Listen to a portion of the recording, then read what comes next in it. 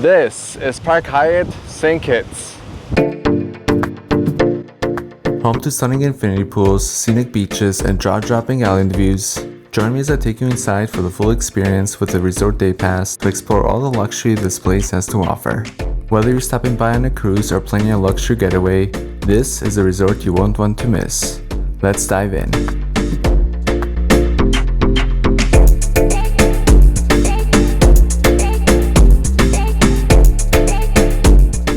And the beautiful morning from the beautiful island of St. Kitts. Today we'll be visiting the beautiful property of Park Hyatt St. Kitts. But first, let's get off the ship and grab a taxi.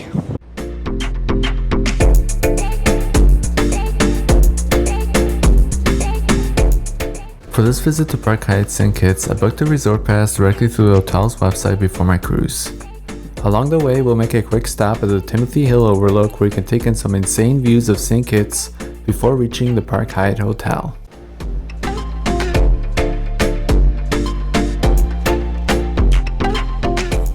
If you're arriving by cruise ship, you'll find plenty of taxis available at the port, and I'll share how much I paid for my ride towards the end of the video. But for now, let's grab a taxi and head over to the Park Hyatt St. Kitts.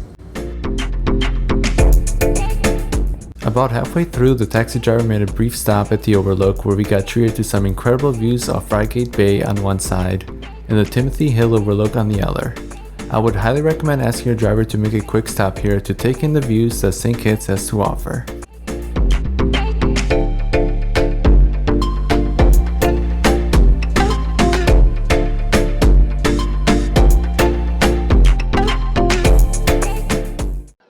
Upon arriving at the Park Hyatt, you'll be welcomed by a serene Japanese-style koi pond filled with plenty of fish. As you walk down the hall, the reception room will be located to your left, styled with a cozy living room-inspired decor. Here you'll be welcomed by the staff and will also be offered a welcome drink upon arrival. After getting checked in, it was finally time to explore this stunning property.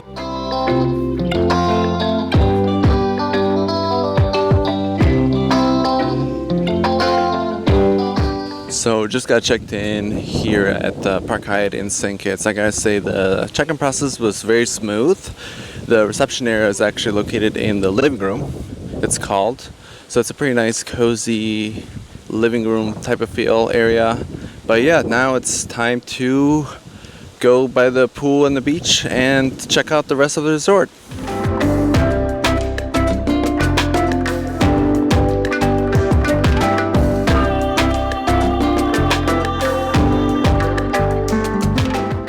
As I made my way to the main pool area, I was greeted by a breathtaking view of the massive lagoon-style pool. This infinity pool overlooks the beach and offers stunning views of the island of Nevis across the water.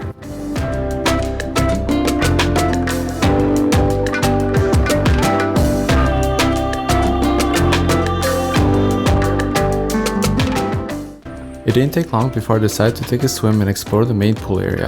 Throughout the property, you'll find the bar restaurant as well as shower stations to rinse off any beach sand from the beautiful beach, which I'll cover in more detail later in the video. But for now, let's head over to the pool. I found the pool temperature to be very cold, but it did feel very refreshing on a hot sunny day. Unfortunately, the pool is not heated and it did take some time to get used to, but overall it was nice. My favorite part was enjoying the views from the edge of the infinity pool overlooking the beach and the island of Nevis.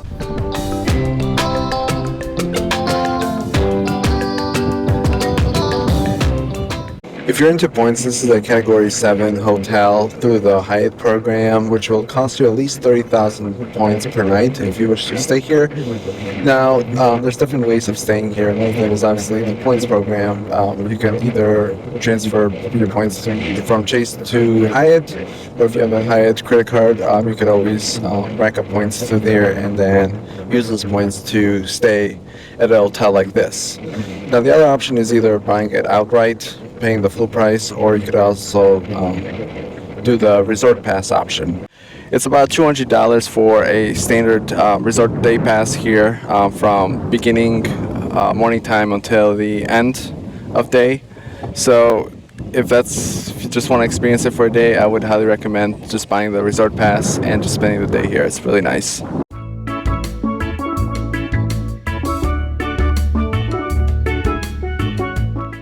I decided to check out the bar for a drink and a bite to eat. The bar is just steps away from the main pool area, and the menu featured a variety of options such as sandwiches, salads, pizza, as well as fruit and dessert.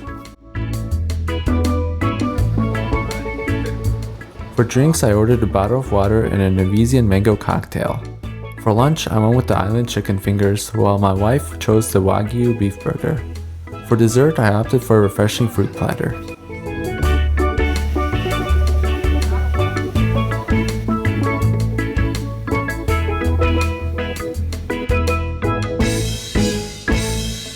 So the bar food was actually pretty good. The only issue was my wife's burger was a little bit undercooked, so that was a bummer. But other than that, it was pretty good. The food was delicious, and the drink was really good as well.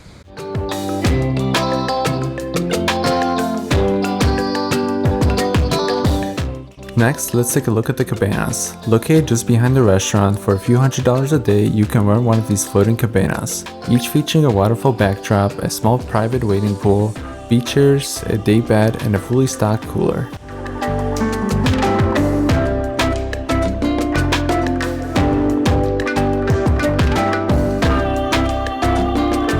Next, we'll check out the adults only pool area.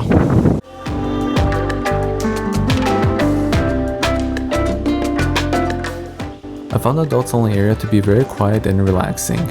Here you'll find the iconic stone arches extending out from the pool over the cabanas below, and you can still get beautiful views of the resort and the island of Nevis in the distance from up here.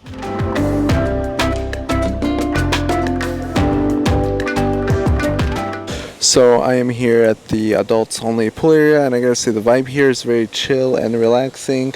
There's actually not many chairs here, so it's basically first come first serve. Now the water here in the adults only pool area is a little bit deeper than what you would find in the main pool area.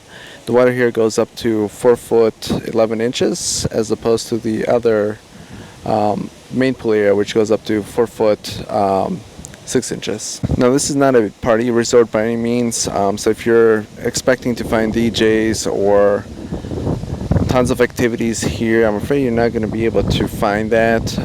They do have excursions that you can book here if you wish, but it's pretty much just a relaxing type of vibe. So I was laying in my lounge chair, and this lady worker came by, asked me if I wanted anything, and I said no, I was good. I had everything I needed. I don't need anything. And she kept asking me, do you want any water? Is there anything else I can do for you? Any towels or anything? I'm like, you don't have to do that. I'm actually pretty good right now.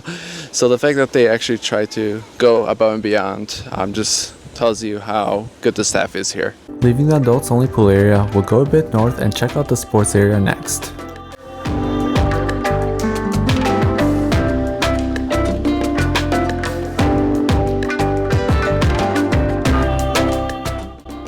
Here you'll find various sports courts, and just outside there's a towel and water station along with sunscreen and cooling gel for your convenience.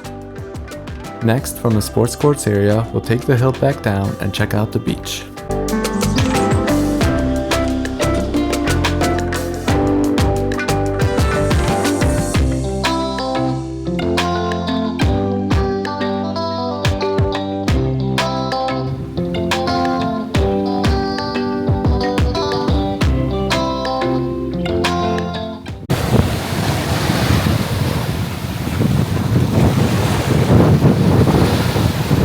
The beach here is actually pretty big compared to what you would find in other resorts. It's actually pretty open.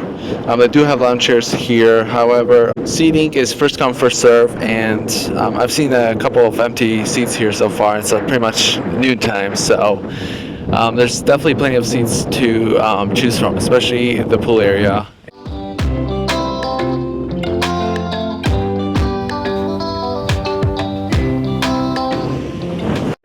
So as you walk along the shoreline here on the beach, you'll notice the black type of sand here that has a nice sparkle to it. And this is all pretty much all from the volcano that you see here, which is pretty cool. The beach offers some fantastic photo opportunities along with an activity shack where you can rent equipment such as kayaks and paddleboards. Next to the shack, you also find a gelato and smoothie cafe, and towel stations are also located throughout the beach and the resort as well. The one thing to keep in mind about the beach here is the beach is a little bit on the rougher side, so if you're planning on swimming here, I would recommend going to the pool instead. However, you can still swim in the beach, it's just going to be a little bit rough.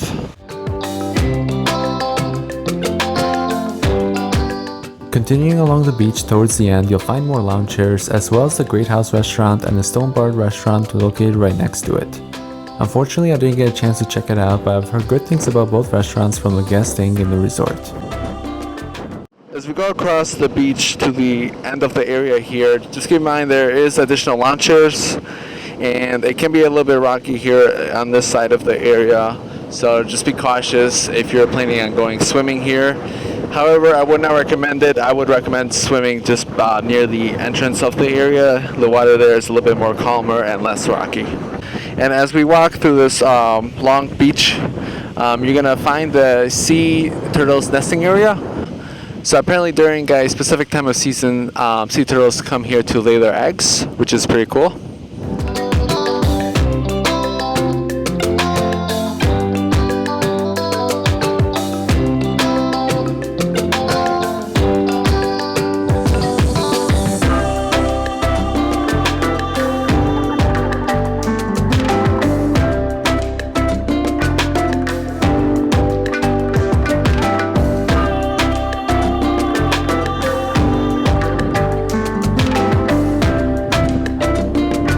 Been to many Hyatt hotels in the past, and I gotta say this one specifically takes the #1 spot as the most nicest. It's Instagram worthy if you're into taking Instagram pictures. The pools here are incredible. The whole atmosphere is very chill and laid back, and I mean I would definitely spend the points if you have the points. As I leave the resort and head back to the cruise port, I can honestly say my time at the Park Hyatt was truly enjoyable. The amenities, food, staff, and service were all exceptional, and I would definitely return and highly recommend it. Now, let's head over to the cruise port.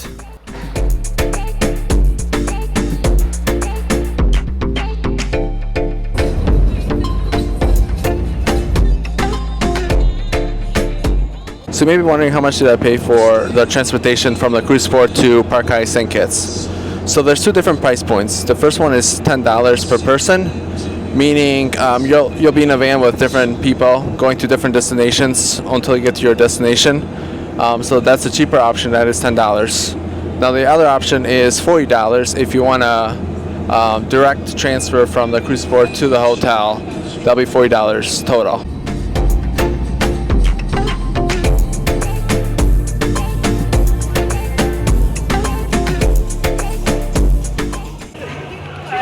Photo ID, Photo ID. passport, driver's license. So just cleared the security checkpoint, and next we're gonna go back to the ship. And there it is, the beautiful icon of the seas. Just look at that size difference.